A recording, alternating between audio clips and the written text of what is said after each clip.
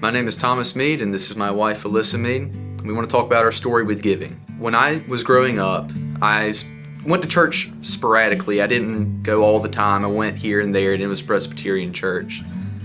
And I didn't really have any examples of people giving in my life. The first time I really started thinking about tithing, I was 21, 22 years old, and I was at Collegians for Christ. We were reading through some scripture. There was probably 5 or 6 guys there, and the topic of tithing came up.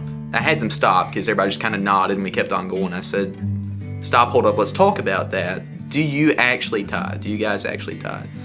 And all the guys were very adamant that they did, and it challenged me because, I had all these jobs growing up as a teenager and some in college as well where I didn't treat it that seriously.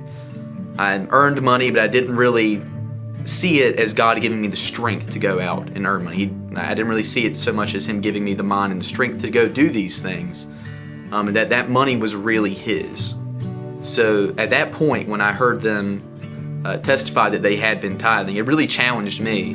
When I first started giving, going from giving almost nothing to a faithful 10%, it was a huge change for me. I decided to give before tax because I do believe that that's giving the first fruit. And it wasn't easy at first. It was a transition that took some adjusting to get used to. I had to write out a budget. I had to figure out how much money was going in and out. I had to tighten up to be able to give. But it was a joy to go and be able to do that, to be able to partake in something like that. My story is a little bit different in that I did grow up in church. I grew up in a Christian family when tithing wasn't a question at all. I remember when we would pass the offering plate, seeing my dad put in his envelope. I remember staying the night at my grandparents' house sometimes, seeing my granddad write out that envelope there on the kitchen table. And so for me, when I got a job here at the daycare or even in college, and when I started teaching here, it was never a question in my mind.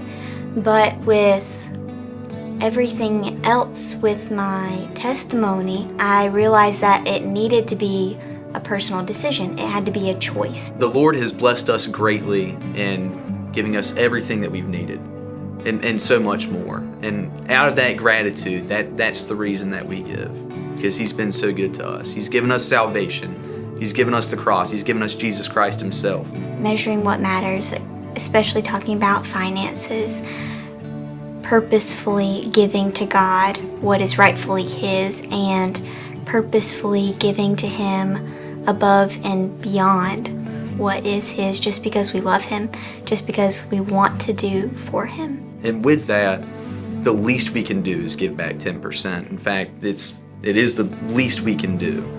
So we go above and beyond when we can, absolutely, planning diligently to give for the cause of Christ.